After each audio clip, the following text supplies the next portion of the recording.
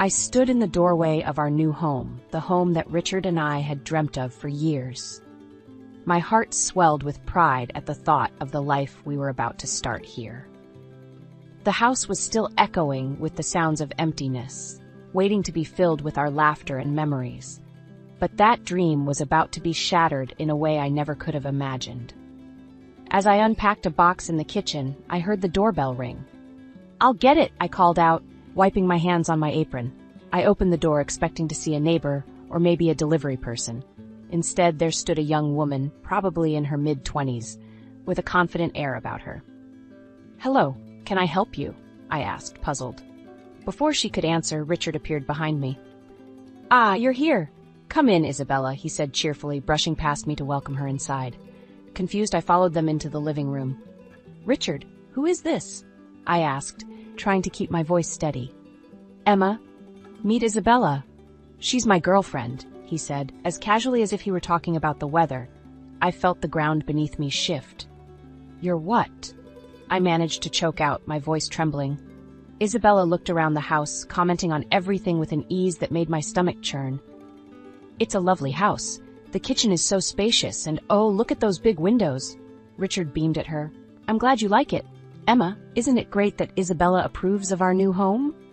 I stood there, frozen, as the weight of his words sank in. This was not a misunderstanding or a bad joke. My husband, the man I had trusted and loved for a decade, was openly admitting to an affair in our own home. But the house, it was for us, I stammered, my mind racing. Richard shrugged. "Things change, Emma. I've found someone who truly understands me."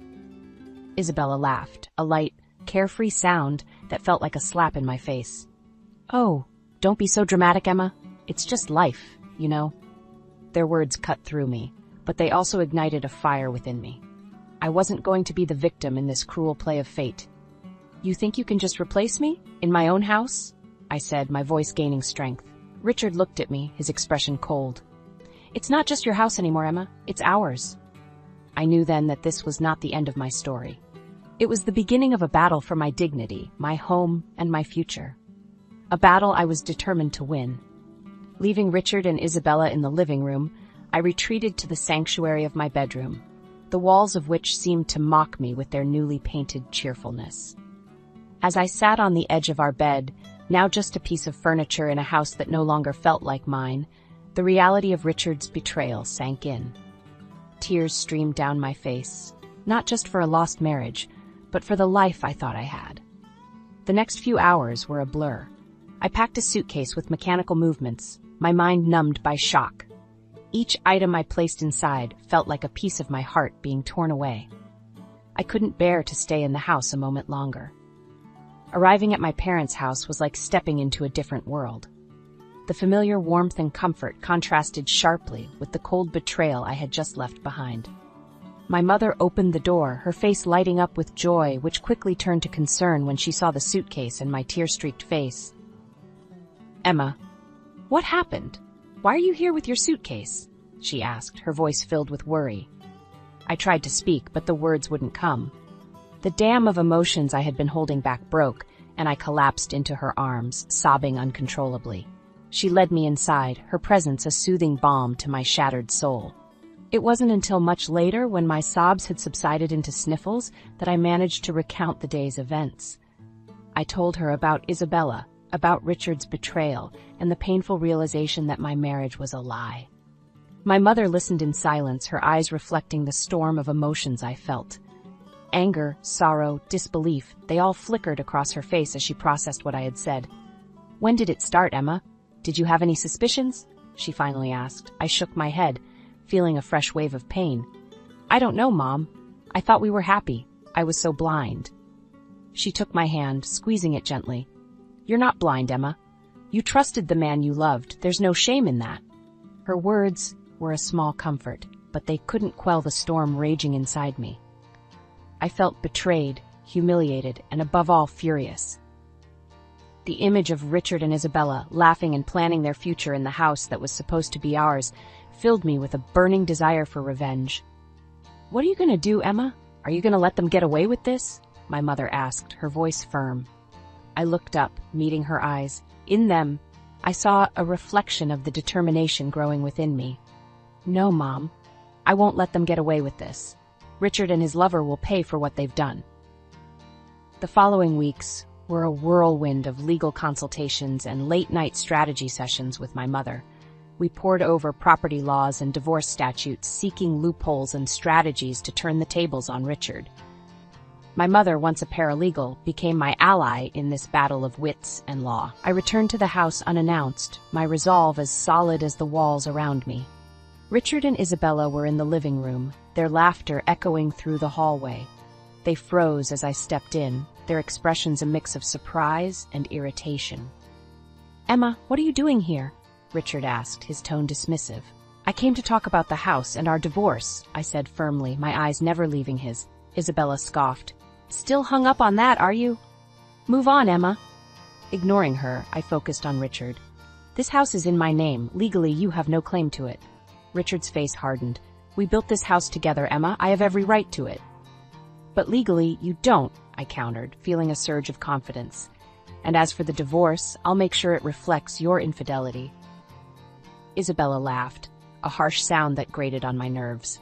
"You think you can intimidate us with legal threats? Grow up, Emma." Richard stood up, his posture tense. "You're out of your depth here. Just sign the divorce papers and leave us be." I smiled, a cold, calculated expression. "I'm not here to make your life easier, Richard. I'm here to claim what's rightfully mine, and if you think I'll walk away quietly, you're sorely mistaken." The look of shock on Richard's face was satisfying, but it was just the beginning. I knew this was a long battle ahead, and I was ready for it. As I turned to leave, I looked back at them, their faces a picture of disbelief and annoyance. "This is my house, and I will fight for it. And Richard, you'll regret the day you decided to betray me," I said, my voice steady and strong. As I walked out of the house, I felt a sense of power I had never experienced before. I was no longer the victim in this story. I was the architect of their downfall, and I would make sure Richard and Isabella paid dearly for their betrayal. Armed with legal advice and a newfound determination, I began to dismantle Richard's life piece by piece. My first move was to freeze our joint accounts, cutting off the financial lifeline he had been so comfortably relying on. I watched, almost detached, as Richard's facade of control began to crumble. A few days later, I received a call from him, his voice a mix of anger and desperation. "Emma, what the hell do you think you're doing? You've frozen our accounts." "That's right, Richard. You seem to forget that half of that money is mine," I replied, my voice calm and steady. "You can't just cut me off like this. We need to discuss this," he demanded. "Discuss? Like how you discussed your affair with me?" "I don't think so," I retorted. Richard's voice grew louder, more frantic. "You're ruining everything. This is petty and childish." I could almost see him pacing, his world spinning out of control. "Petty? Childish? No, Richard. This is me taking control. You made your choices, and now you'll live with the consequences." I hung up, feeling a rush of adrenaline. For years, I had played the part of the supportive, unsuspecting wife. But those days were over. Next, I turned my attention to the house. I consulted with a lawyer and initiated proceedings to evict Richard and Isabella. The legal documents were delivered to them, and I savored the sweet taste of vengeance. Richard called again, this time his voice laced with a hint of fear. "You're evicting us? You can't be serious, Emma." "Oh, but I am. This house is in my name, and I don't recall inviting you and your girlfriend to stay," I said. "You can't just throw us out on the street," he protested. "Watch me," I replied coldly. The days that followed were a testament to my resolve. Richard tried to negotiate, to bargain, to plead, but I was unmoved.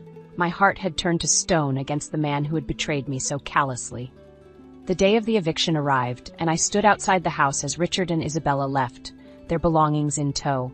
Isabella shot me a venomous look, but I met it with a triumphant smile. "Enjoy your new life, Richard. You've earned it," I said, my words dripping with sarcasm. As they drove away, I stepped into the house, now empty of their presence. It was a hollow victory, but a victory nonetheless. I had taken back control of my life, and it was just the beginning. Richard and Isabella had underestimated me, and they were now paying the price. With Richard and Isabella out of the house, I focused on the next phase of my plan. I started by changing the locks and installing a new security system, erasing every trace of Richard from what was once our shared space. The house, which had been a symbol of our life together, was now solely under my control. My lawyer and I then began the process of negotiating the divorce settlement. I insisted on a meeting with Richard, wanting to see the impact of my actions face to face. The day of the meeting, I arrived early, composed and ready. Richard walked in, a shadow of his former confident self. His eyes met mine, and for a moment, I saw a flicker of the man I had once loved, but it vanished as quickly as it appeared, replaced by bitterness and resentment. "Emma, let's be reasonable about this," he started, his voice strained. "Reasonable? Like how you were reasonable when you brought your lover into our home." I countered sharply. He shifted uncomfortably. "That was a mistake, I know, but we can still settle this amicably." I leaned forward, my gaze unwavering. "Amicable is off the table, Richard. You lost that option when you decided to betray me." The negotiations were tense, with Richard trying to salvage whatever he could. But I was unyielding. In the end, we reached a settlement heavily in my favor. Richard would have to liquidate most of his assets to meet the terms. As he signed the papers, his hand trembling slightly, I felt a sense of satisfaction. This was more than just a legal victory. It was a moral one. After the meeting, I received a call from Isabella. Her voice was high-pitched and frantic. "Emma, you can't do this to us. You're destroying our lives," she cried. I replied coldly, "Your comfort was never my concern, Isabella. You and Richard made your bed. Now you get to lie in it." "But we have nothing now. How could you be so heartless?" she wailed. "Heartless? You expect sympathy from me? I'm giving you exactly what you deserve," I said, hanging up the phone. In the weeks that followed, I watched as Richard's life unraveled. His financial woes, compounded by the divorce settlement, left him struggling to keep afloat. Isabella, once so confident and carefree, became a frequent figure in heated arguments outside my lawyer's office. I had taken back control, not just of my home, but of my life. Richard and Isabella were now mere players in a game they had no hope of winning. The tides had turned, and I was the one setting the course. The months following the divorce were a testament to the change in our fortunes. I rebuilt my life, slowly filling the empty spaces in the house with new memories, while Richard's world seemed to crumble around him. One day, I received an unexpected visit from Richard. He looked disheveled, a far cry from the confident man he once was. His eyes had a desperate look as he stood on my doorstep. "Emma, please, we need to talk," he pleaded. I crossed my arms, blocking the doorway. "What is there to talk about, Richard?" "It's about the settlement. I can't afford it. I'm drowning in debt," he said, his voice breaking. I felt a pang of something that might have been pity, but it was quickly overshadowed by the memory of his betrayal. "That's not my problem, Richard. You should have thought about that before." He took a step closer, desperation etching his features. "I was wrong, Emma. I know that now. But this is too much. I can't survive like this." I looked at him. The man who had once meant the world to me, now reduced to a shell of his former self. "Survive? Like I had to when you shattered my world? You're just tasting a bit of your own medicine, Richard." Richard's face twisted in a mix of anger and sorrow. "Is this what you wanted, Emma? To see me destroyed?" "This is what justice looks like, Richard. You made your choices and now you're living with the consequences," I replied. He stared at me, the realization dawning on him that there was no sympathy to be found here. With a defeated look, he turned and walked away, his shoulders slumped. As I closed the door, I realized that the satisfaction I had expected to feel was muted. Watching Richard's downfall was a hollow victory. It didn't bring back the years of trust and love that had been lost, nor did it erase the pain of betrayal. But it was a necessary closure. I had stood up for myself, fought back against injustice, and reclaimed my life. It was time to move on, to leave the past and its pain behind. In the quiet of my home, I knew that the battle was over. I had won, not just against Richard, but against the helplessness that had once threatened to engulf me. It was a victory, not of revenge, but of resilience and renewal. The final act of my retribution came unexpectedly. Richard, now a shadow of his former self, reached out to me again, but this time it was different. He needed my help. We met at a coffee shop, a neutral ground far from the memories of our shared past.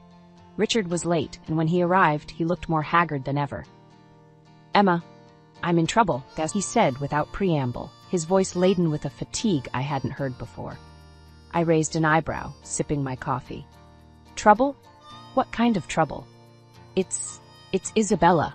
She's pregnant," he confessed, avoiding my gaze. The news didn't surprise me as much as his reaction to it. "And how is that my problem, Richard?" He swallowed hard, the lines on his face deepening. "It's not just that she's pregnant. She's demanding money, a lot of it. She says if I don't pay, she'll make sure I never see the child." I listened, my expression unreadable. "So the woman you left me for is now blackmailing you? How poetic." Richard's eyes met mine, a flicker of the man he used to be shining through his desperation. "I don't know what to do, Emma. I've lost everything. I can't afford to lose my child, too." There was a time when his plea would have tugged at my heartstrings, but that time was long gone. "You expect sympathy from me, after everything you've done?" "No, not sympathy. Help. I need your help, Emma," he said, the words seeming to cost him his last shred of pride. I considered his request, the irony of the situation not lost on me. Richard, once so sure of himself and his decisions, was now at my mercy. But I wasn't the same woman he had left. His problems were no longer mine to bear. "I can't help you, Richard. This is the life you chose. You have to deal with the consequences, just like I did," I said, my voice firm. Richard looked defeated, his shoulders slumping as he realized that there was no help to be found here. He nodded slowly, a resigned acceptance in his eyes. As he left, I watched him go, feeling a sense of finality wash over me. This was the end of our story, a story that had started with love and ended with betrayal and retribution. I sat there for a long time, lost in thought. My journey had been painful, filled with betrayal and heartache, but it had also been empowering. I had found strength I never knew I had, and I had come out on the other side, stronger and more resilient. Richard's downfall was a stark reminder of the consequences of betrayal. But it was also a reminder that I was no longer defined by his actions. I was my own person, free from the shadows of the past. As I left the coffee shop, I felt a sense of closure. The chapter of my life that was Richard was finally closed, and a new chapter was waiting to be written. A chapter filled with hope, strength, and the promise of a new beginning. As months turned into seasons, I found myself embarking on a journey of self-discovery and rebuilding. The house, once a symbol of shared dreams with Richard, gradually transformed into a sanctuary of my personal triumph and newfound independence.